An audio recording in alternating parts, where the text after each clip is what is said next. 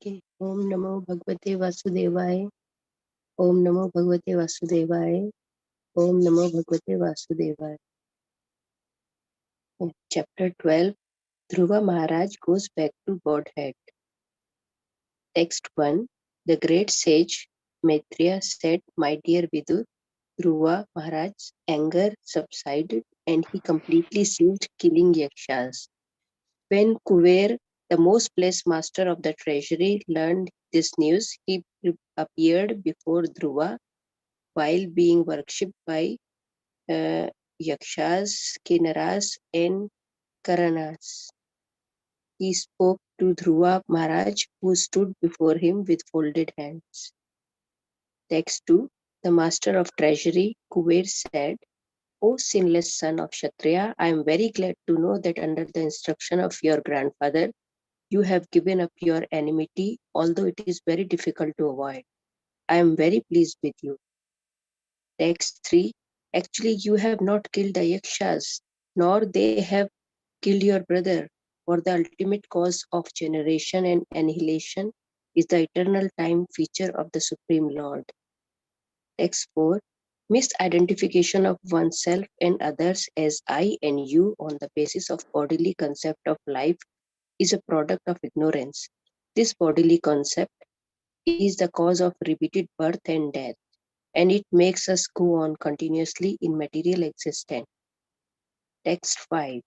My dear Dhruva, come forward. May the Lord always grace you with good fortune. The Supreme Personality of Godhead, who is beyond our sensory perception, is the super soul of all living entities, and thus all entities are one without distinction. Therefore, begin rendering service unto the transcendental form of Lord, who is the ultimate shelter of all living entities. So, until text 5, Prabhuji? Until text 15, 25. Text 15. Okay. 25. 25. Okay, sorry. Okay. Text 6. Engage yourself fully, therefore, in the devotional service of Lord, for only He can deliver us from this entanglement of materialistic existence. Although the Lord is attached to His material potency, He is aloof from her activities. Everything in this material world is happening by the inconceivable potency of the Supreme Personality of Godhead. Text 7. My dear Dhruva Maharaj, son of Mahārāja Uttanpad, we have heard that you are constantly engaged in transcendental loving service to Supreme Personality of Godhead, who is known for his lotus navel. You are therefore worthy to take all the benedictions from us. Please therefore ask without hesitation whatever benediction you want from me. Text 8. The great sage Maitreya continued, My dear Vadur, when thus asked to accept a benediction from Kuver, the Yasaraja, king of Yaksha, Dhruva Maharaj, that most elevated pure devotee, who was an intelligent and thoughtful king, begged that he might have unflinching faith in and remembrance of the Supreme Personality of Godhead. For thus a person can cross over the ocean of nescience very easily, although it is very difficult for others to cross. Text 9. The son of Idavida, Lord Kuver, was very pleased and happily he gave Dhruva Maharaj the benediction he wanted. Therefore, thereafter he disappeared from Dhruva's presence and Dhruva Maharaj returned to his capital city. Text 10. As long as he remained at home, Dhruva Maharaj performed many great ceremonial sacrifices in order to please the enjoyer of all sacrifices. The Supreme Personality of Godhead prescribed ceremonial sacrifices are especially meant to please Lord Vishnu, who is the objective of all such sacrifices and who awards the resultant benedictions. Text 11. Dhruva Maharaj rendered devotional service unto the Supreme, the reservoir of everything, with unrelenting force. While carrying out his devotional service to the Lord, he could see that everything is situated in him only, and that he is situated in all living entities. The Lord is called Ashyutya because he never fails in his prime duty to give protection to his devotees. Text 12. Dhruva Maharaj was endowed with all godly qualities. He was very respectful to the devotees of Supreme Lord and very kind to the poor and innocent, and he protected religious principles. With all these qualifications, he was considered to be the direct father of all the citizens. Text 13. Dhruva Maharaj ruled over this planet for 36,000 years. He diminished the reaction of pious activities by enjoyment and by practicing austerities, and he diminished inauspicious reactions. Text number 4. The self-controlled great soul Dhruva Maharaj thus passed away many years, passed many years favorably executing three kinds of worldly activities, namely religiosity, economic development, satisfaction of all material desire.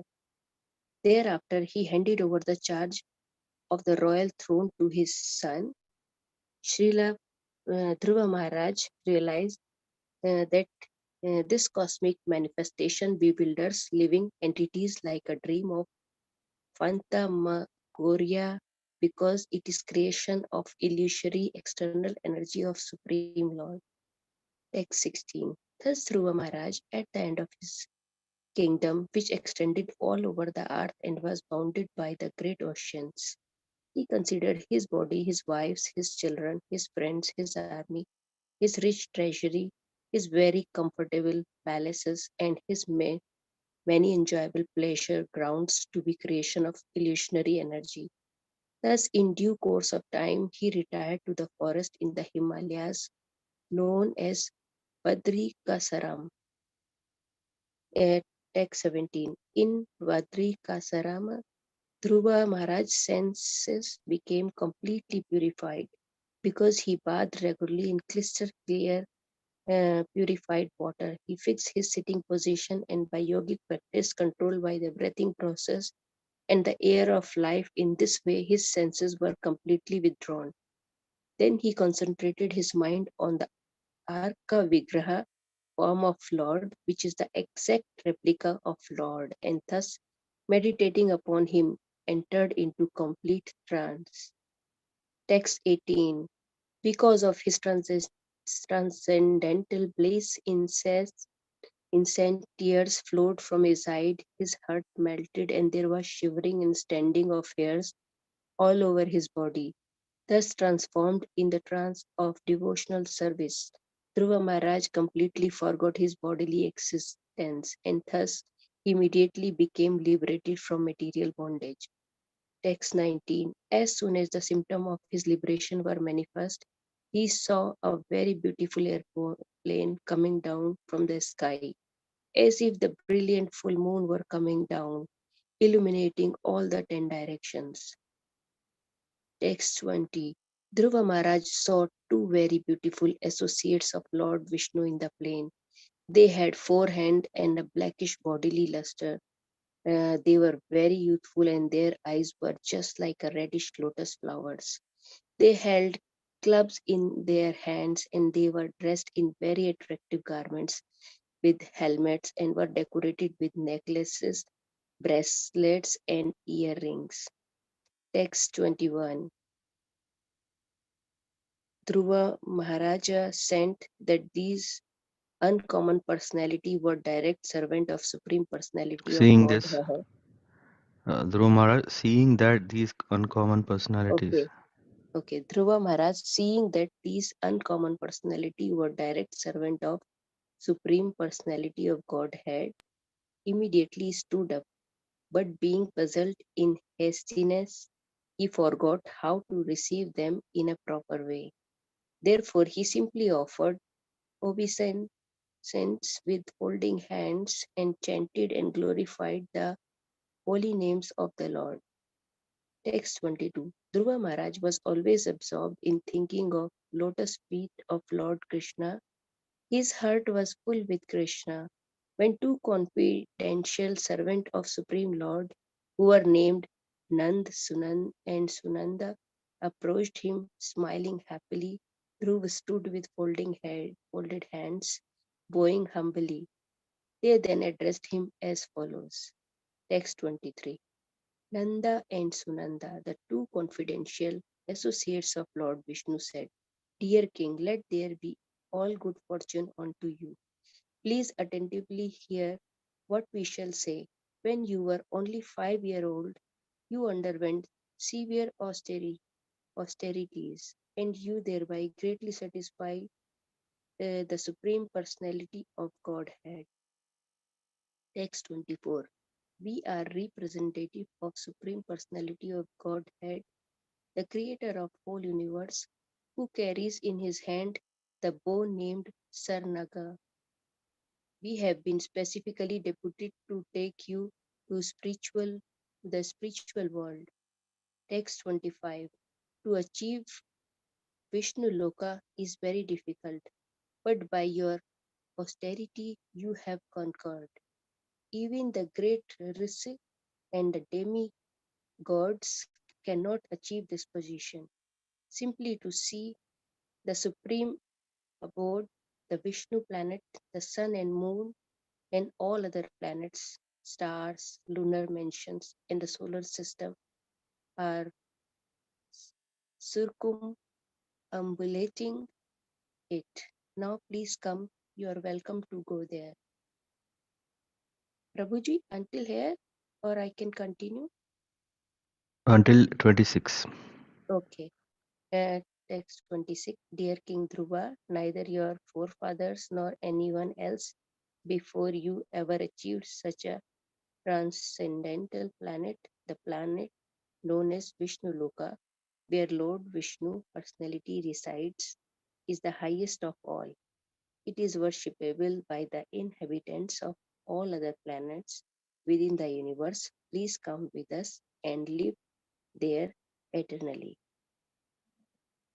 Thank you very much, Sarika Mataji. Sri Krishna Is it Prabhuji. first time you're reading this Bhagavatam? Yeah, In this? yes, I am Okay. reading for the first time. Okay. How did you find? Yeah, it was, they are telling the story of Dhruva, and yeah, it was nice. Like Hmm. when I'm reading, and it's a good experience. No Yeah. words to explain that, but yeah, it's good. Very nice. Mm. So let's spend a little time to go through this in further detail. Yeah.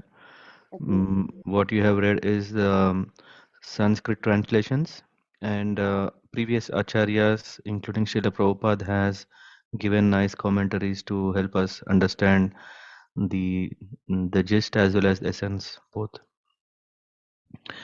ॐ अज्ञानतिमिरान्धस्य ज्ञानाञ्जनशलाखया चक्षुरुन्मिलितं येन तस्मै श्रीगुरवे नमः श्रीचैतन्यमनोभीष्टं स्थापितं येन भूतले स्वयं रूपा कथा महीं ददति स्वपदान्तिकं वन्देऽहं श्रीगुरुश्रीयुतपदकमलान् श्रीगुरुन् वैष्णवांश्च श्रीरूपं साग्रजातं सहगणरघुनाथान्वितां तं सजीवं साद्वैतं सावधूतं परिजनसहितं कृष्णचैतन्यदेवं श्रीराधाकृष्णपादान् सह कणललित श्रीविशाख अन्वितांश्च नमो विष्णुपादाय कृष्णप्रस्थाय भूतले श्रीमते भक्तिवेदान्तस्वामिनिति नाम्ने नमस्ते सारस्वते देवे गौरवाणी प्रचारिणे निर्विशेषशून्यवादी पाश्चात्यदेशतारिणे वञ्चाकल्पतरुभ्यश्च कृपा सिन्धुभ्य एव च पतितानां पावनेभ्यो वैष्णवेभ्यो नमो नमः नमो महावदान्याय कृष्णप्रेमप्रदायते कृष्णाय कृष्णचैतन्यनाम्ने गौरत्विषे नमः हे कृष्ण करुणा सिन्धो दीनबन्धो जगत्पते गोपेश गोपिकान्त राधाकान्त नमोऽस्तुते तप्तकाञ्चन गौराङ्गी राधे वृन्दावनेश्वरि ऋषभानुसुते देवी प्रणमामि हरिप्रिये जय श्री कृष्ण चैतन्य प्रभु नित्यानंद श्री अद्वैत गदाधर श्रीवासादि गौर भक्तवृंद हरे कृष्ण कृष्ण कृष्ण हरे हरे हरे राम राम राम हरे हरे नारायण नमस्कृत्यं नरं चैव नरोत्तमं देवीं सरस्वतीं व्यासं ततो जयमुदीरयेत् नष्टप्रायेषु अभद्रेषु नित्यं भागवतसेवया भगवत उत्तमश्लोके भक्तिर्भवति नैष्टिकी कृष्णाय वासुदेवाय देवकीनन्दनाय च नन्दगोपकुमाराय गोविन्दाय नमो नमः। ॐ नमो भगवते वासुदेवाय ॐ नमो भगवते वासुदेवाय ॐ नमो भगवते वासुदेवाय। So we are reading from Canto 4, Chapter 12. Dhruva Maharaj mm, goes back to Godhead. In this, we'll spend some time to cover the first half of the chapter, and during which we can also understand the glories of Dhruva Maharaj. Mm, So here, Maitreya Rishi is narrating to Vidura uh, the pastimes of Dhruva Maharaj, and there, in the last chapter, we read and understood that Lord Brahma appeared, and Lord Brahma said, please stop this war." No, is it Swayambhu Manu? Sorry, he said, not Lord Brahma. Swayambhu Manu appears and he said, "Please stop this battle, the war that you have waged against the Yakshas." And because of that, there's a lot of destruction. And I'm really surprised how you could have, in spite you being a great devotee of the Lord, who have at the age of 5 years, very, very importantly, we can stress this, at the age of 5 years also one can become perfect. And Dhruv Maharaj was perfect. And after after he had the Divya Darshan of the Lord and also the blessings, benediction, when he came back and he started ruling, his step brother Uttama, yeah, uh, was killed by Yakshas, due to which he died. And then out of separation, his mother Suruchi, yeah, also died, and this caused great disturbance to King Dhruva. And because of the disturbance, he waged a war against Yakshas and killed not only the person who has killed his brother, but also everyone who were there. And at that time, Swayambhu Manu came and pacified him. And not only that, he pacified, he also said, "Because of you, Kuvera, yeah, who is in charge, or so to say, um, member of Yakshas, work for him, were also quite disturbed. Is quite disturbed. So now he's saying, when Kubera, the most blessed master of treasure, learned this news, he appeared before Dhruva.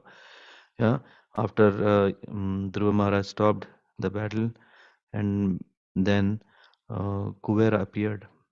While being worshipped by Yakshas, Kinnaras, and Chanaras, uh, Kuvera spoke to Dhruva Maharaj, who stood before him. So here we try to spend time to understand what happened. Why did Dhruva Maharaj come? Why did Kuvera come to Dhruva Maharaj? Here he is saying now, "O sinless son of Kshatriya, I am very glad to know that under the instruction of your grandfather, you have given up your enmity." Yeah, this grandfather is Swayambhuva Manu.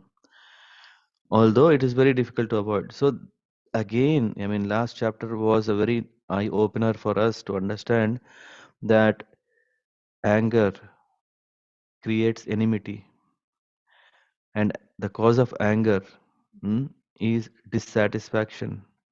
Uh, Kamesha Krodesha Rajogumna Samudbhava. Yeah. So out of passion only this can happen. And when that passion is under control by the blessings and instructions or counseling of uh, senior personalities, in this case grandfather of Dhruva Maharaj, he pacified. And here Kubera is appreciating this. First of all, he's saying, "Oh sinless son." That is already, yeah, for us a surprise. Yeah, how come that Dhruv Maharaj is sinless in spite of killing all the yakshas? Huh? I am very glad to know that under the instruction of your grandfather, you have given up your enmity, although it's very difficult. And This, if we can control our anger, we can make friends. Even in our normal household dealings or at work or everywhere, if we know how to control our anger, then automatically people want to stay with us. And in that last chapter, there is also, if we cannot control anger, what will happen is we create enemies.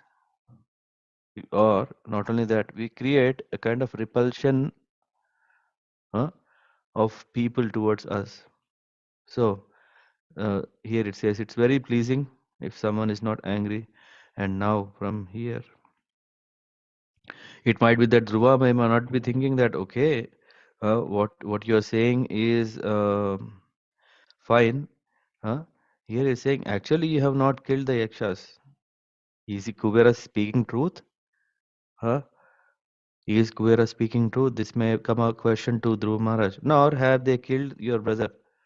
For the ultimate cause of generation and annihilation is the eternal time. So here, uh, Kubera is saying to Dhruva Maharaj, saying that, okay, the cause of all these things, he's assuring it's not just telling something elevated speech, but rather fact. However, Kubera assured him that factually he had not killed any of the yakshas, therefore he was not at all sinful. He did his duty as king, as it is ordered by the laws of nature. Nor should you think that your brother was killed by yakshas. This is also there. Huh? He died or was killed in due course of time by the laws of nature. Eternal time, uh, one of the features of the Lord, is ultimately responsible for annihilation and generation. So you are not responsible. This is what Kuvera mean. And now this from this three slokas are saying aham tvam iti apartha dhir. Apartha means misconceived or misunderstood. Apartha dhir ajnanat purushasya hi.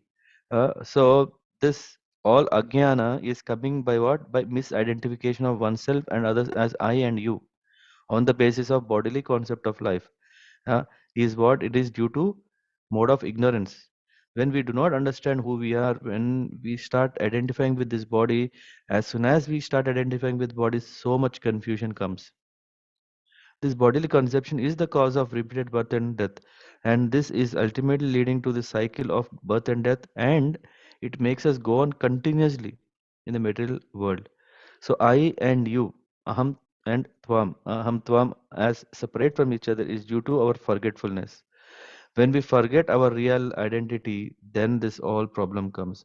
We should understand, and this purport is giving us a analogy and example through which we can understand this. The Supreme Person Krishna is central point, and all of us are his parts and parcels, just as hands and legs are part and parcels of the whole body. We know that this hand belongs to this body, this head belongs to this body, this legs belong to this body. But as such, if it is not the main and important difference, why are we not calling ourselves as we are parts of the Lord? No, we are part and parcels of the Lord. Parcel doesn't mean that, yeah, the order that we place or a courier service or a part. The parcel really means that it is an integral part of the whole. That is what parcel means. So we are not only parts, but we are parts and parcels of the whole, the Supreme Lord. When we actually come to this understanding of being eternally related to the Supreme Lord, this distinction which is based on a bodily concept is gone. The same example can be given. Hand is hand, leg is leg. But when both of them engage in service of the whole body, there is no such distinction as hands and legs, for all of them belong to the whole body. So we are not saying that Sarika Mataji hand has offered arati. No, we say Sarika Mataji has offered arati. Hmm? We don't say that Satish Prabhu's legs have gone to the holy place of Vrindavan. We say Satish Prabhu hand has went, because the whole parts of the body are not independent parts. These belong to one person, the whole body. This whole body is constituted by this. This is just like the example of Shakha Shaki, where the branches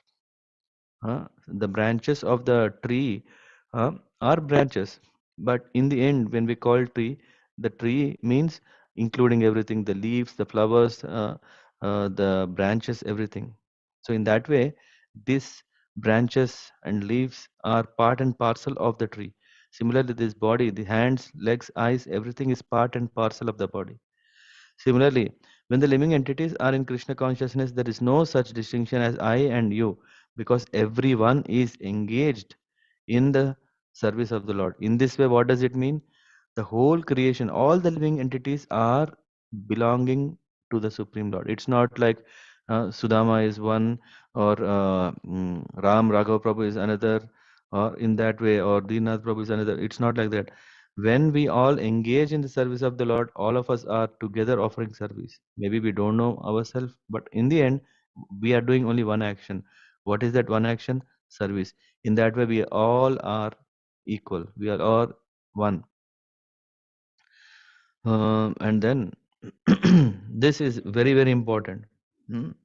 Even though the hand is working one way and the leg is working another way, since the purpose of the Supreme uh, Personality of Godhead, they are all one.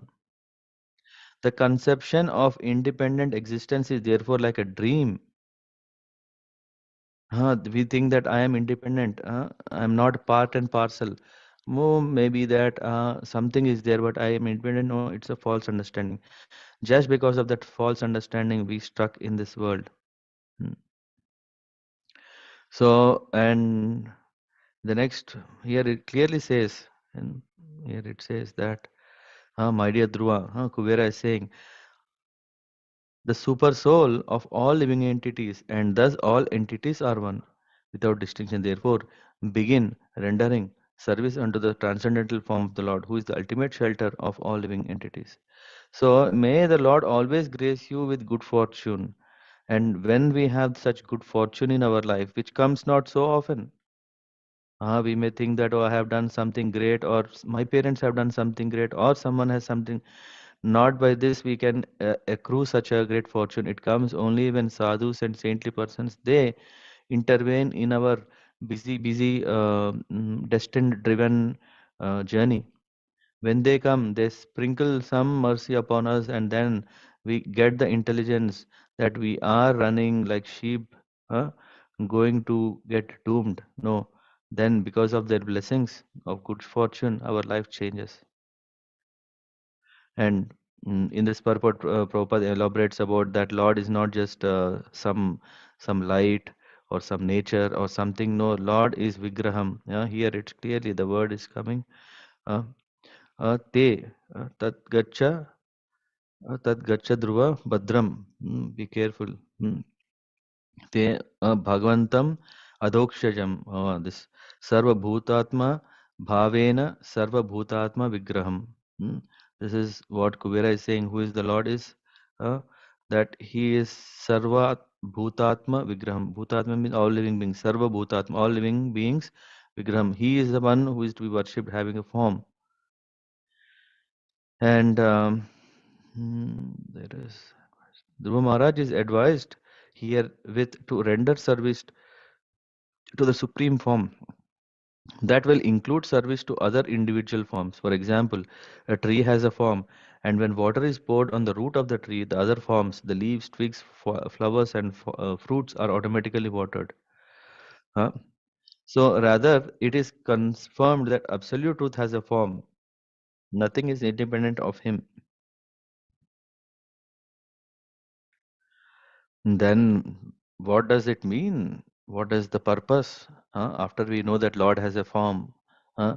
What is that? Sarva Bhutatma Vigraham. But what does that mean? Bhajasva, Bhajaniyangrim. Uh, Bhajaniyangrim. This word is very important. On that basis, the purport is also Abhavaya Bhava Chiddam, Bhavat Chiddam, Yuktam Virahitam Sakya, Gunamayatma Mayaya. Here it says, engage yourself fully, therefore, in devotional service. What is the purpose of this? It is not so great that I can know that, oh, Lord has a flute, Lord has a peacock feather, Lord has a nice garland, Lord has nice yellow silk garments. What is the purpose of knowing all these things? That we can engage ourselves in service of the Lord. Huh? Although the Lord is attached to his material potency, he is aloof from her activities. Huh? Everything in this material world is happening by the inconceivable potency of the Supreme Lord. This inconceivable potency of the Lord itself can already bewilder to understand this above statement. How come Lord is attached to his energy? Huh? As soon as when attachment is there, that causes suffering. Huh? But why is Lord not suffering? Because he is aloof from her activities. Material energy, material potency has this illusory action upon a being, but Lord is not part of it. Why is he attached? Because everything is coming from him, but is he under that influence? No. And this itself is inconceivable for us to understand. In continuation from previous verse, it is specifically mentioned here, Dhruva Maharaj should engage himself in devotional service. Dhruva's devotional service cannot be rendered to impersonal Brahman. And now here the word bhajaniya, right? Bhajaniya is coming bhajasva. Bhajasva bhajaniya, na? That is the word. Bhajasva bhajaniya. Bhajan, we know to engage in glorification of the Lord. Bhajaniya. But then here, upon what? Usually we see sometimes we do our own bhajan. This is called pragalpa. Feeling ourselves great, and I am really surprised. How come that no one knows how great I am? At least let me tell myself, I did that, I did this. You know what? I only told that person to do that. I only, uh, without my guidance, he would not have become great devotee. That is what is self glorification. But that is not real bhajan. That is foolishness. The real glorification comes, meaning engage yourself in devotional service. We cannot engage in serving ourselves. That is only selfishness. But when we engage in the service of the Lord, that is what it means bhajan. And I'm looking for the word, three-word combination. It is actually here. Yeah. The Supreme Personality of Godhead is served. The modes of activities to please Him is called service, and one who renders such service is called servant. Here we are talking about whenever the word bhajasva appears, meaning engage yourself in devotional service, there must be servant, the person who is performing karta, and karma. What's how karta, karma, kriya? Yeah. So and kriya, sorry, karma and kriya. Yeah, the activity is served. Yeah. So these are the three. So without that, it's not complete. Yeah. Servant is the one who is performing it. What is he doing is service, karma, and kriya. Uh, what is that? Served. The Lord is served. Another significant feature in this verse is that only the Lord and no one else is to be served. That is very, very clear. We may think, okay, what is this serving? I can serve anyone. I can serve mankind. I can serve animals. I can serve nature. I can serve. In that way, we may think, okay, it is only we need to know something to serve. I have an object, but the object of service that we want to render our service should be proper. And one who renders such service is called servant. And then here, one should not confuse himself, but he should understand that service should be properly performed to what? To the Supreme Lord. There is no need to serve the demigods who are just like the hands and legs of the Supreme Lord. When the Supreme Lord is served, the hands and legs of the Supreme Lord are automatically served. This is what is Bhagavad Gita. Tesham aham samudharta mrityu samsara sagarat. So if one want to free from the suffering of and cycle of birth and death, the Lord Himself says that worship me. This means that Lord, in order to show specific favor to the devotees, directs the devotee from within in such a way that ultimately he is delivered from the suffering. No one but the Supreme Lord can help the living entity be delivered from the entanglement of this material world. Parasya Shaktir Vividhaiva Shruyate. So the Lord is manifesting in many, many forms. And this material creation is very difficult to understand. That is why we are struggling. This material energy is one of the Lord's potencies. As soon as we have this understanding, we know, okay, the only way to overcome this energy is by approaching Him. Oh Lord, you are so merciful. Please remove this illusory, glaring effulgence which is confusing me, bewildering me. uh, as much as heat and light are potencies of fire. From fire only heat and light will come. Heat and light without fire cannot come. The middle energy is not different from the supreme Godhead, but at the same time, he has nothing to do with the material energy. The living entity, who is now very important, the living entity who is the of the marginal energy is entrapped by the material energy. We, Tatashta Shakti, there is Antaranga Shakti, Bahiranga Shakti, and Tatashta Shakti. The Lord is Antaranga Shakti, transcendental energy, of transcendental energy. And then Prakriti is Bahiranga Shakti, his material creation, whatever we see, which is made of this material elements, 24 material elements. So that is Bahiranga Shakti, his energy only. Who are we? Are we Prakriti or are we Paramatma? No, we are not both. We are Jivatmas. Either we are Nitya Jiva or Nitya Baddha or Nitya Mukta Jivas. But we are Jivas. We are of a different category. Where are we situated? Are we completely spiritual or are we completely material? We are on the border. And based on our association, if we engage in transcendental activities, we are on the transcendental realm. If we engage in material activities, we are struck in the material world. That is the understanding. And now you may have heard number of times Yukta Vairagya. This is the meaning of Yukta. What is Yuktam? The Lord is aloof from this, but when the same living entity engage himself in devotional service, then what is happening? When one engages in devotional service, then he becomes attached to that service. And that attachment to the service is called Yuktam. And by attaching to the service of the Lord, what is automatically happening? We are attaining Vairagya, detachment. Detachment from what? Material activities, material conditions. That is what it means Yukta Vairagyam Rucheti is when one engages in devotional service, then he is practicing bhakti. For devotees, the Lord is present even in the material energy. Huh? The other day, I think Satish Prabhu, you were asking, now, why are we using all these material things? Why? Because we are able to see Lord even in them. So for Yes, us, we have no problem. yes, Prabhuji. Last Sunday. Yes. Yeah. And this is inconceivable potency of the Lord. Huh? So we also need inconceivable potency to see this. Otherwise, we may think it's matter. Material energy acts in three modes of material nature, which produces the action and reaction. And those who are not devotees become involved in such activities, whereas devotees dovetail everything in the service of the Lord. And through this process, what is happening? We are becoming free from the material energy reactions. The Lord is therefore what he is called Bhavachiddam, one who can give deliverance from the entanglement of material energy existence. And then the next purport, the next is also saying, now he's saying, oh, we have heard that you're constantly, Kuvera is saying, you're constantly engaged in the transcendental loving service of the Lord. You are therefore worthy to take all benedictions from us. Please, please, therefore ask without hesitation whatever benediction you want from me.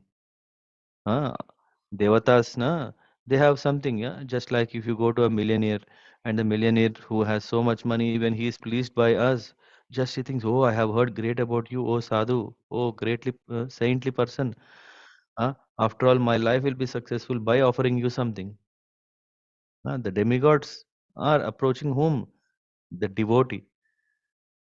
Very, very careful. We have to understand what does this mean. Devotee is above the demigods. Demigods, out of their great, they see when they come across a devotee that their life has become bhagyavan. They become bhagyavan. Now their good fortune has turned in their favor. Hmm? Otherwise, they are thinking, oh, we are in the higher planets. We have got all the royal comforts. But what is the use of this when we cannot glorify like a devotee? So now, uh, Kuvera is saying, I know that you are constantly engaged in the transcendental loving self service. Means I know that you are a great devotee, and because you are a great devotee, I want to give you something. And he's asking without hesitation, whatever benediction you want, you ask, I'll give you. And in purport, Prabhupada is mentioning that is the glory of a devotee. He does not have to worship separately for such benedictions. A devotee does not need to, no, I want to earn money, then only I will start bhakti, because no, not required. When we start bhakti, automatically money will come. Kuvera is the treasurer of demigods and he is personally offering whatever benediction Dhruva Maharaj would like to have for him. And here in this example, mm, reference is given of Srila Bilvamangal Thakur. He says, therefore, that for persons who engage in devotional service, huh, all material benedictions wait like maid servants. All whatever material people I want say, I want name, I want fame, I want property, I want peace, whatever all we ask, na, whatever we education, uh, no obstacles on our path of whatever we do, or whatever prayers we have, no vignas, uh, only wealth, all these things automatically will come. All material benedictions wait like maid servants. They're really waiting to offer to the devotees. Please, please use me, please. Otherwise, how can my good fortune turn? Mukti Devi, liberation, is just waiting at the door of the devotee to offer liberation, or more than that, at any time. To be a devotee is therefore an exalted position.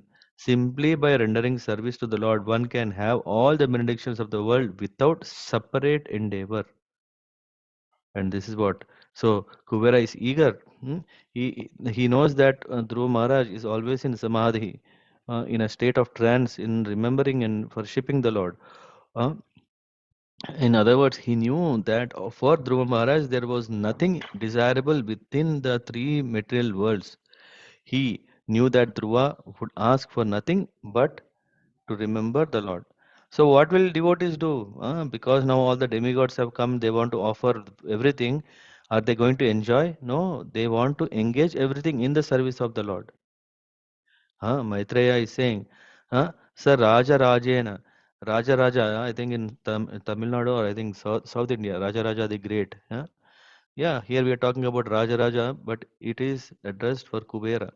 The king, here is the by the king of kings, Kuvera, is now saying uh, that, my dear, so Maitreya is telling, my dear Vidura, when thus asked to accept benediction from Kuvera, what did Dhruva Maharaj ask? Uh, when such an offer is coming, hmm, we may think that I want economic development, otherwise my suffering, na, I just want something to maintain my body, my family, uh, or I want to establish dharma so that I can do more pious activities and get more results, or I want to fulfill all my desires. No, nothing, not even liberation. So Dhruva Maharaj wanted a benediction which surpasses even the highest Purushartha. Dharma, Artha, Kama, Moksha are four Purusharthas, the purposes of a being to be successful. No, he is asking Panchama Purushartha, which is unflinching faith at the lotus feet of the Lord and serving Him. When a devotee comes to the platform of Panchama Purushartha, simply engaging in devotional service to the Lord, fourth Purushartha becomes insignificant in his eyes. Huh? Liberation, mukti, moksha, nothing. I don't. Yeah, it's not so important. Uh, Srila Prabodhananda Saraswati has stated in this connection that for a devotee, liberation is a hellish condition. Liberation is a hellish condition. How to understand this? Very simple. Just imagine we have given a long weekend. When we are being given a long weekend, what will we do? Are we going to worship the Lord more? We think, no, let me worship myself more. Let me give more comfort to myself. Let me pamper my body to the best possibility in these 4 days. Hmm? No. That is the reason it's called liberation or freedom is hellish for devotees, because we think, no, this is only distracting. I should actually engage myself in the service of the Lord. So no breaks. As for sense gratification, which is all above in the available in the heavenly planets, devotee consider it to be below the wisp, having no value of life. So in this way, the senses are compared uh, to the serpents. There is one nice, yeah. We know that senses are quite dangerous. This eyes will take me to see something not right, or that mouth will make me speak something not correct. Ears will be hearing something I should not hear. All these senses are troublesome. But for a devotee, you see, but for a devotee, the serpent's poisonous teeth, because the serpents are like poison. Yeah? Those poisonous teeth are broken. What impact it will do? Nothing. Thus, Srila Prabodhananda Saraswati had analyzed all kinds of benedictions available in this world, and he has clearly declared that for a pure devotee, they are all of no significance. That is the reason Dhruva Maharaj, what he desired, he didn't ask for anything else but devotion. Engage constantly. I think that will come next or here. Who was intelligent and thoughtful king, begged that he might have unflinching faith in and remembrance of the Supreme Lord, for thus a person can cross over the ocean of descents very easily. Although it is very difficult for others to cross, only devotees can cross over. Dhruv Maharaj was offered a benediction by the King of Kings, Kuvera, whose only business is to supply immense riches to persons within this material world. He is described as a king of kings because unless one is blessed by Kubera, one cannot become a king.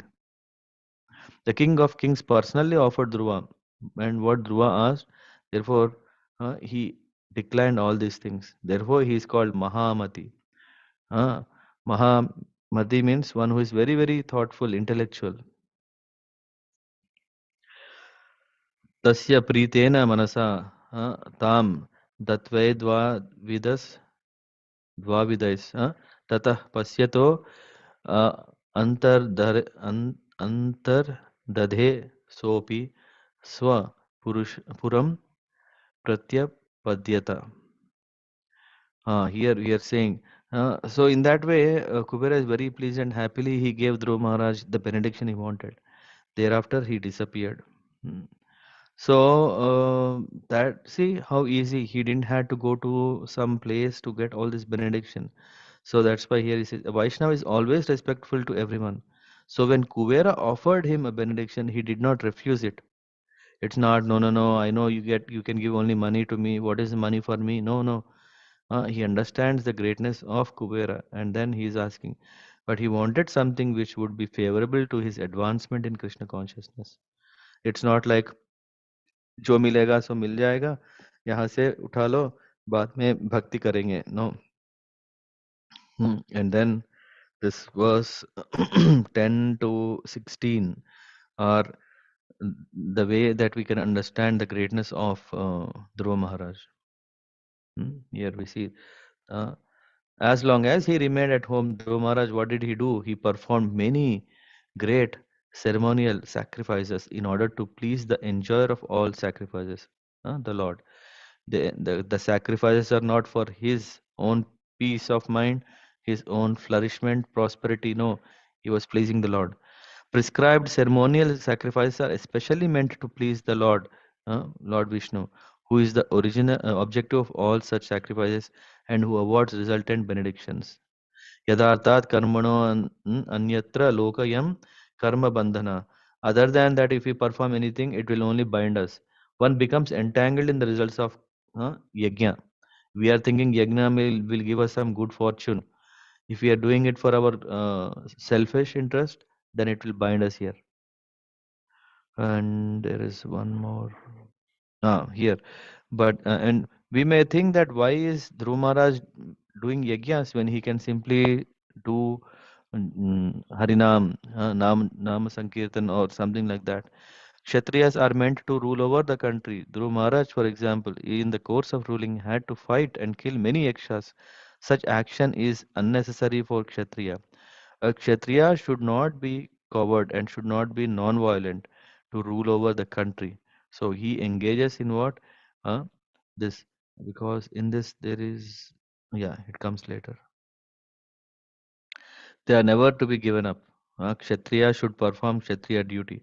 In Bhagavad Gita, it is recommended that even though one enters the renounced order of life, he still cannot give up the performance of yajna, dana, and tapa. This should always be possible. It's not no, no, no. I have retired.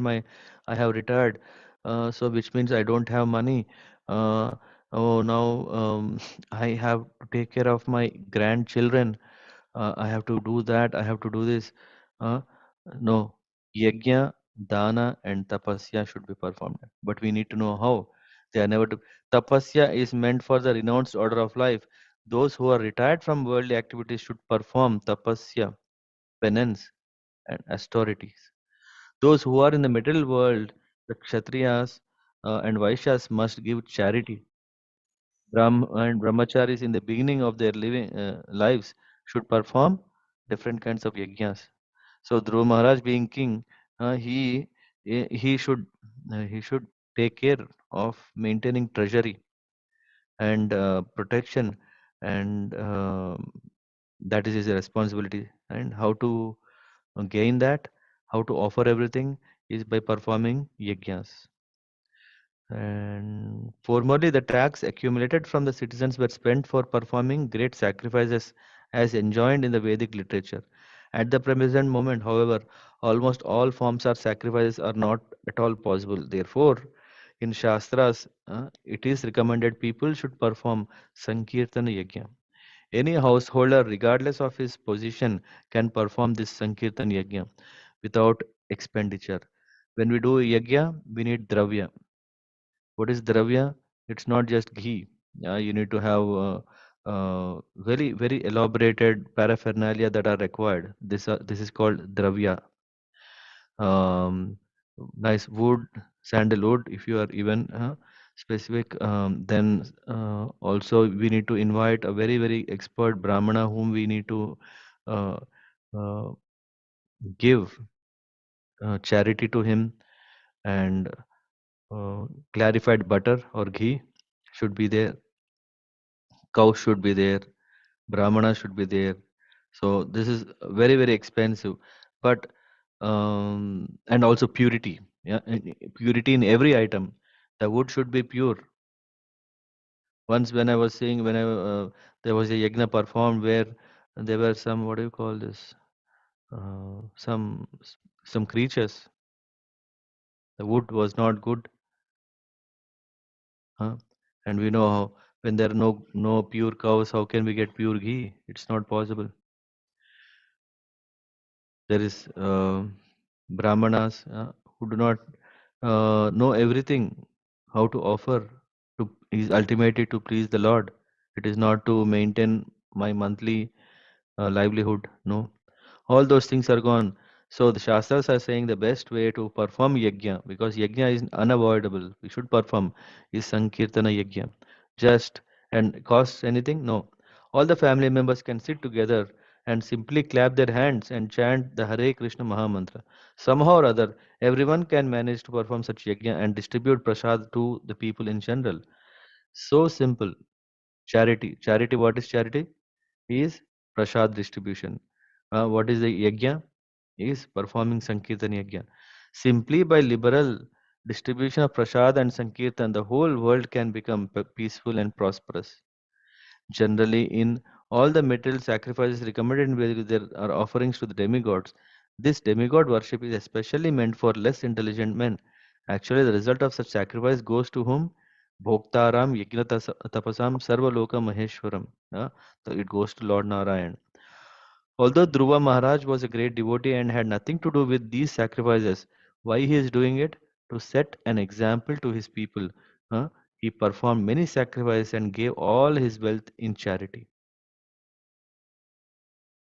And here, that's why the Lord is addressed as Karma Phala Pradam.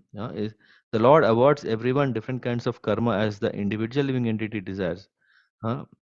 So similarly, if anyone wants to engage himself fully in devotional service, the Lord gives him full facilities and devotees enjoys the results. The Lord is therefore called Karma Phala Prada, the one who gives the results so that one can enjoy.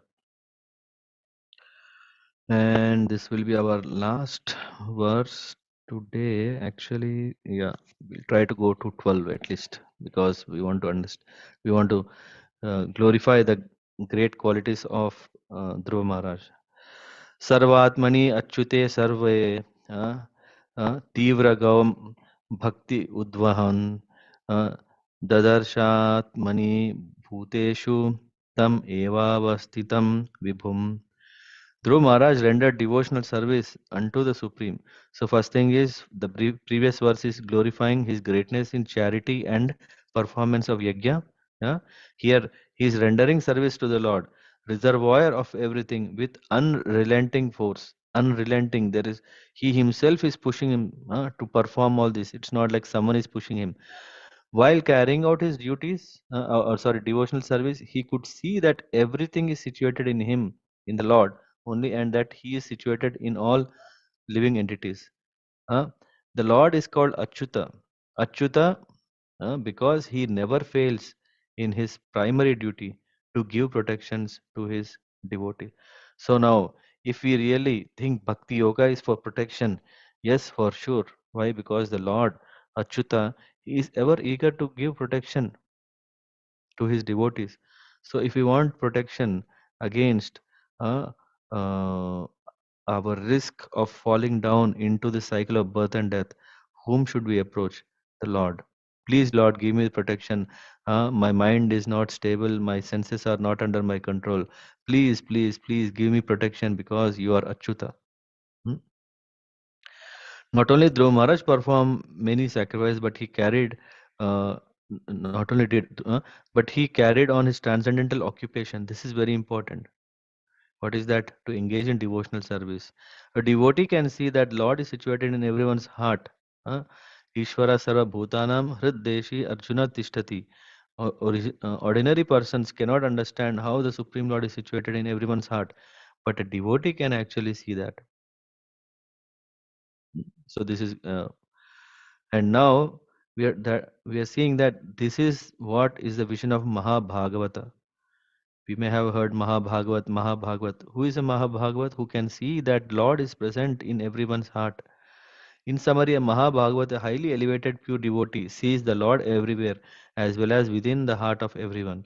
This is possible for devotees who have developed elevated devotional service, as stated.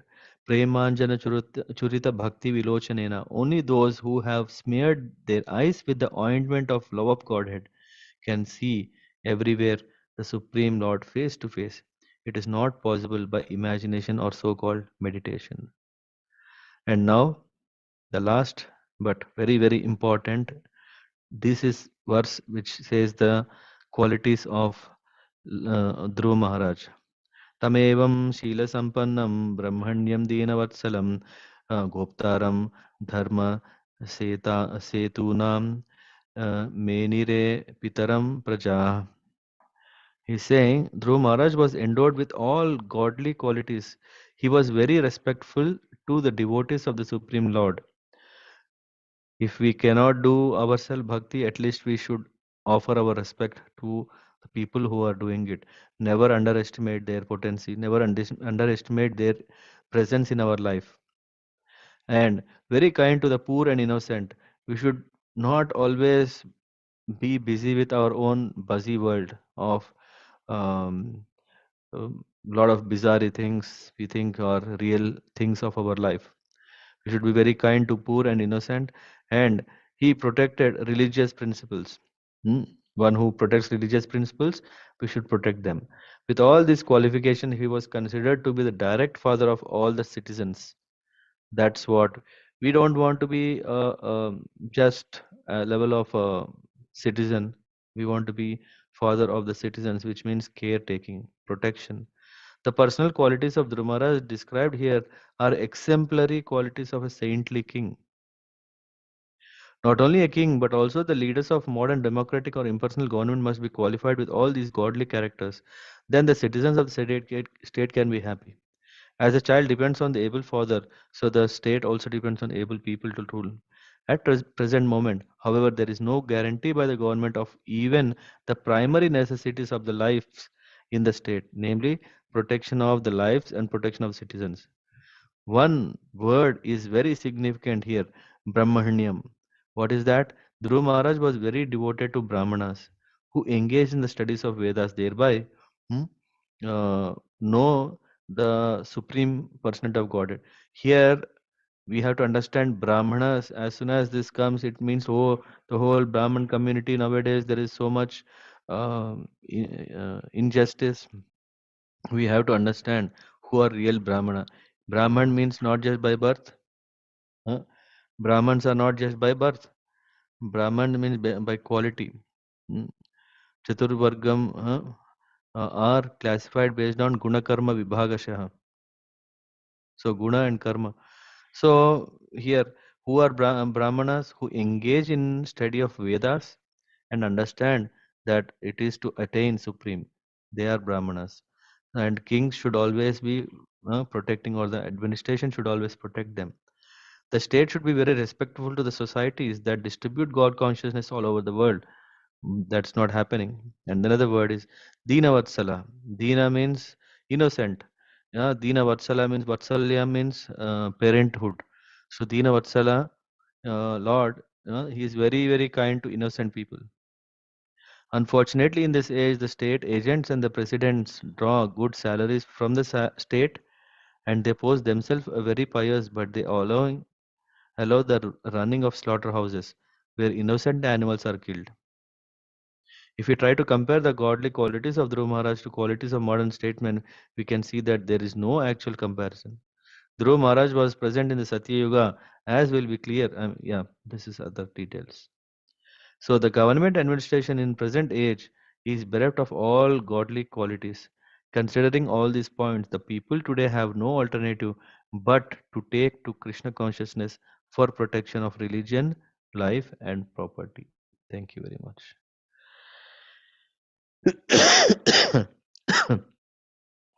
Any questions? Anyone have? Anyone want to add anything?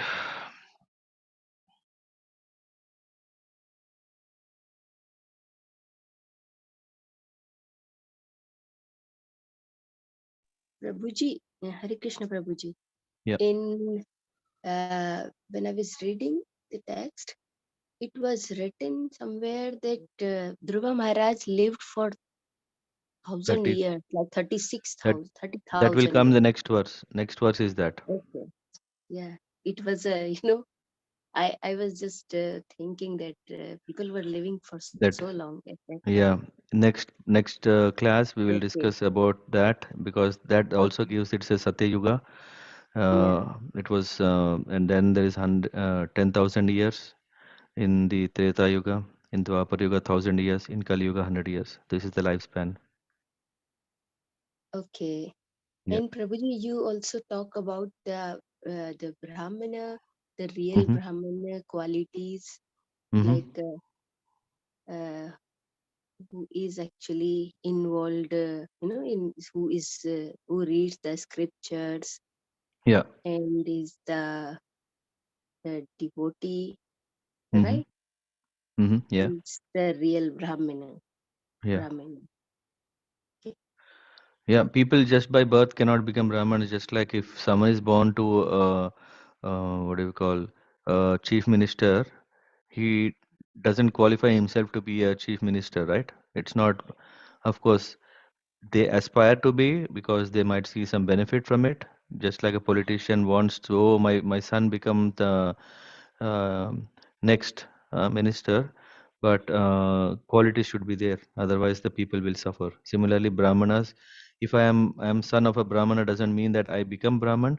I should also qualify myself by going through a rigorous brahmacharya life.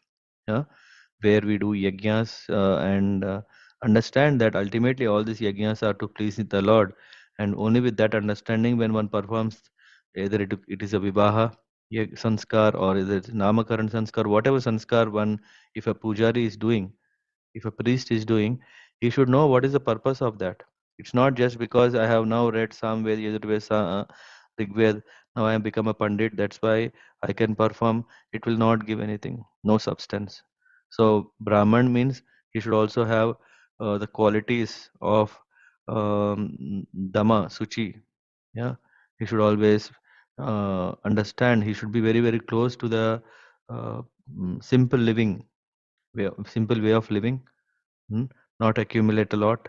So these are the qualities of Brahman. So when one acquires such qualities, then he appreciates the greatness of the Lord, and when he performs, that is real yajnas. So that is what it means to be a Brahman. Thank you, Prabhuji. It's clear to me now. Yeah, thank you. Swati, yeah, anything you want to add? How was it?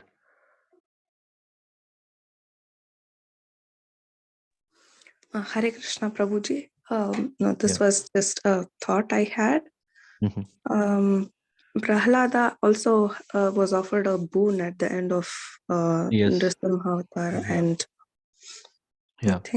I think he said he wanted a mental state where he Mhm. didn't want to ask God anything or something, but I Yeah. don't think it was similar, or was it similar? Actually, he was asked by Lord Narasimhadev when he appeared, and then Prahlad said, "I don't want any benediction. I don't want any benediction." And then, but further, he still asked, and then whatever was still inside his heart, which was very, very deep in his heart, he just told it to the Lord. He said, if yeah, I want to ask something, I want to ask not for me, I want to ask for whom? For my father. He asked for his father that may please you excuse what he has done, and give him liberation. This is what Prahlad Maharaj asked asked Narsimhadev. This is what. And also he asked one very, very important, let there be no khala, let there be no envious in this world. That's what he prayed. Yeah, when he saw the Lord, he prayed for this. Let there be no envious in the people. So that is the cause of all these differences, that it is he is mine, he is not mine, selfish and everything. Na? So Prahlad Maharaj also prayed that no one, yeah, let there be no. Because when he was asked, yeah, you can go to spiritual world, he said, no, no, no, I'll be here. Let there be that no one becomes selfish. So this is what Mahābhāgavat. He is also Mahābhāgavat who was praying not for himself, and for others. It looks like this is a common pattern of God. He is blessing all his devotees with everything, but they don't want it. Yeah. So yeah, I just imagine if you're not hungry, if someone is saying, "Hey, I will give you a very nice feast," are we interested? No, right? So I think devotee is so self-satisfied that he's thinking, "Hey, I don't need anything. The more you give, I am getting more risky, right?" So that's why devotee is Mahamati, not Mahamurk. Na? There was a story like Akbar Birbal stories, Mahamurk. There is a foolish king. Yeah, I think you may know the story, right? A monkey and a king. Monkey Mm, is, huh? not really, Prabhuji. Okay. Yeah, the king is so nice. Yeah, he had a monkey, and he used to take great care of this monkey. And the minister was thinking, what a fool this king is. But the king was thinking, oh, my monkey, my monkey. He kept this monkey, and you know what? He didn't trust anyone more than his monkey. And he used to say when he slept, this monkey was protecting him. But all of a sudden, there was a makki. Uh, uh, a fly that was flying inside the house or inside the room where king was sleeping. And then this monkey could not tolerate, hey, my master told to protect him, I should protect him even from this fly. This fly was resting on his neck, the king's neck, and the monkey took the knife and struck this house fly, that killed the king. Yeah, I could have said the story in nice, more enjoyable way, but the essence is that, yeah, if we have that murk mind, we will kill ourselves. That is the essence. Sounds correct. Thank you, Prabhuji. Thank you. Yeah, thank you. Any? Yes, Gaur Bhagwan Prabhu. Hare Krishna Prabhuji. Hare Krishna. This part was very nice to hear. Prabhuji, about these demigods and devotees. So the demigods, you mean who are not devotee? So you said that devotees are greater or above Yeah. the demigod. So is this your is question, for are the the demigods not Mm. devotees? Is that your question?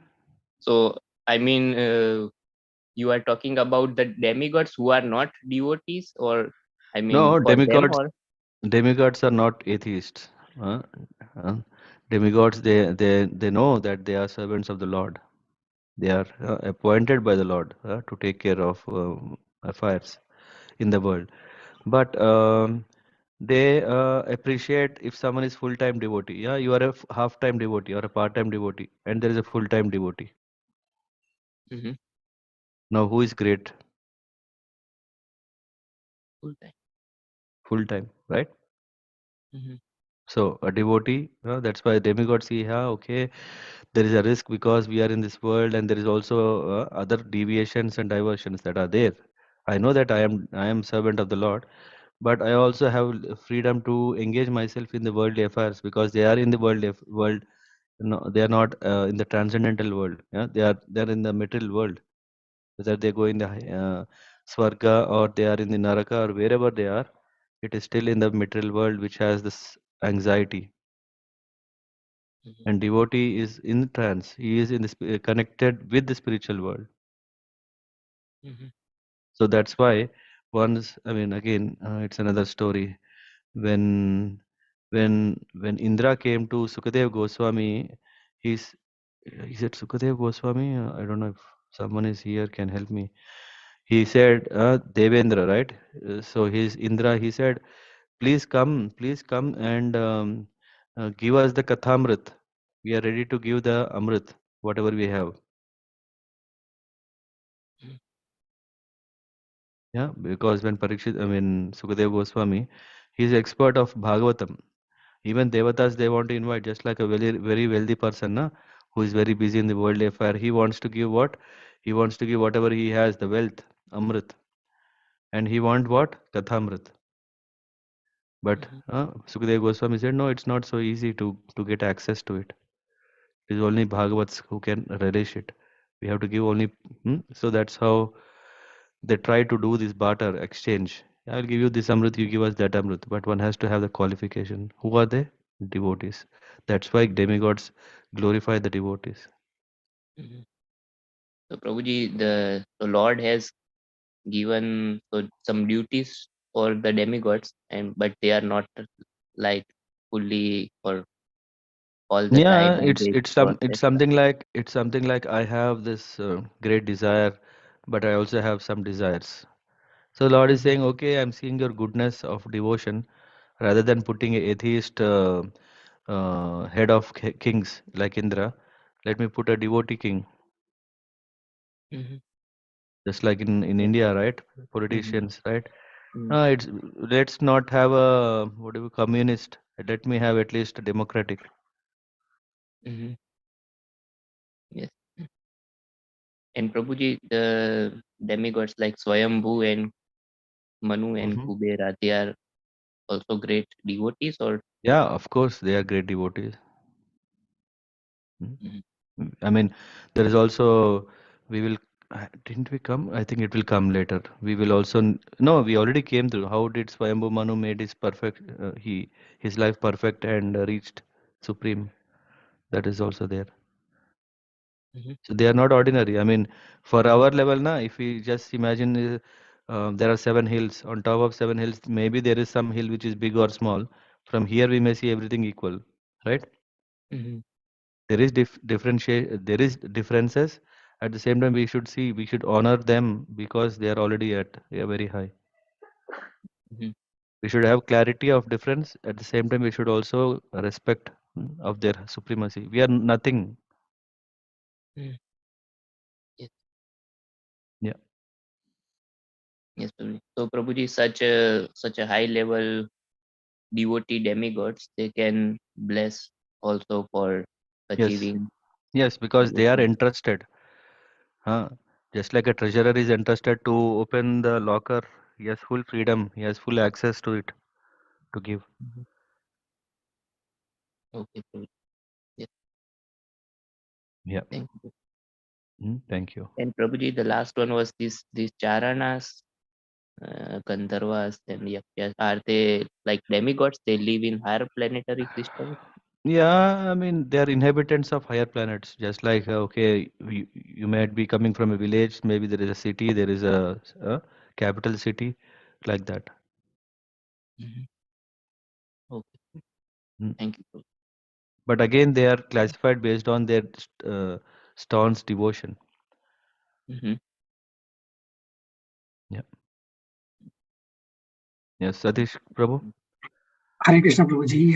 Prabhuji, again, this was a very deep session because I think in the other sessions, the story was kind of taking a supreme hand. And here I think I like few things like God is served, mode of activities to please him is called service.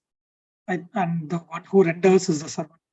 I think those kind of verses were very nice. And again, the living entity who is the marginal energy is entrapped by the material energy. So those are very nice wordings Yeah, he I is take. not entrapped by the material energy. He chooses to be entrapped by material energy. We have to be very Correct, careful again. Yeah, correct, it is Prabhuji. not that Uh, that is superior. It is not superior. It is not the material energy that is superior.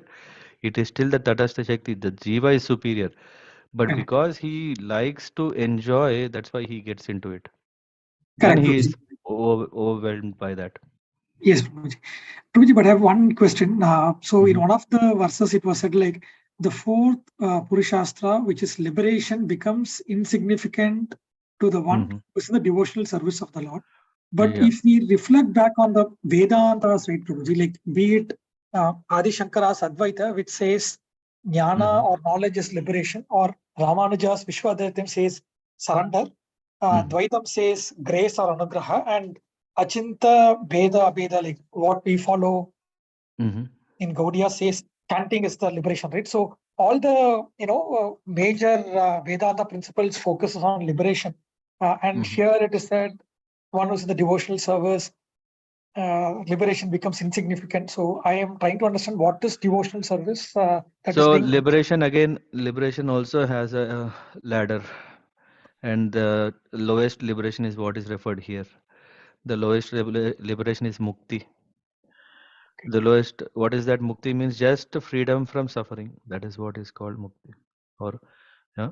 Okay, And then there is a highest level which is called vimukti, which means I think that will come next week, where we are talking about yeah, forgot what I wanted to say. So vimukti is the topmost, where one is not interested in all these things. He's only busy in what? Always forgetting himself in serving the Lord. By doing that, automatically he's attaining the trance. Yeah? That is called is vimukti. Mukti is just freedom from suffering. okay. And what we just read is just mukti, and the other Vedanta tattvas talks about vimukti. When we take to this bhakti, what we attain is the vimukti. That is the topmost liberation. Uh, And in that topmost liberation, it doesn't matter whether one is in the material world or whether one is in the hell or heaven, because in that state of vimukti, one need not be in that spiritual world.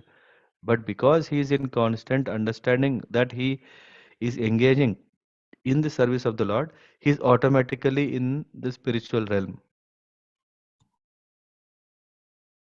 Which right. means, though one is in Germany, if he is practicing bhakti, if he is visiting a temple, if he is going to a tirtha here, yeah, even this is also tirtha, spiritual center.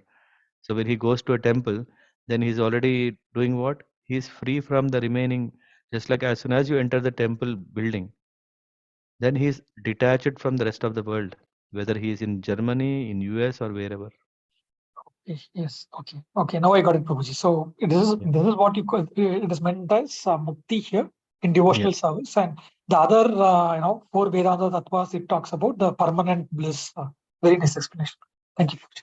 Hare Krishna. Mhm. Hare Krishna. Okay, then Yeah, we close the call here. Thank you very much for joining. Have a nice weekend. We will meet tomorrow and discuss very important topic about the qualities of a devotee. Hmm? We continue that from the Bhagavad Gita, chapter 12. Yes. Vanchakalparabhyascha kripa sindhubhya vacha patitanam pavanebhyo vaishnavebhyo namo namah. Srila Prabhupada ki jai. Canto Śrīmad-Bhāgavatam ki jai. Hare Krishna.